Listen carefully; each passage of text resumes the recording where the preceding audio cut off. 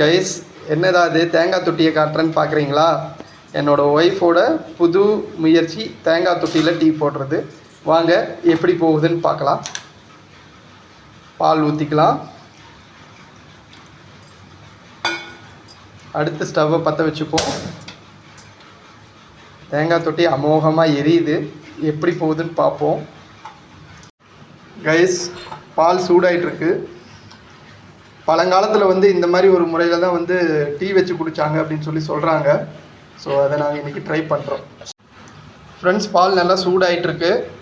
இப்போ நம்ம இன்னும் ஒரு 2 நிமிஷம் ஆனவுடனே தூள் போட்டுக்கலாம். கைஸ் பாருங்கள், பால் இப்போ அப்படியே பொங்க ஆரம்பிக்குது. உண்மையாலுமே நாங்கள் பால் பொங்குன்னு எதிர்பார்க்கல, பட் பொங்குது. இப்போ வந்து பால் பொங்கிருச்சு. நம்ம டீ தூள் மிக்ஸ் பண்ணிட்டோம்.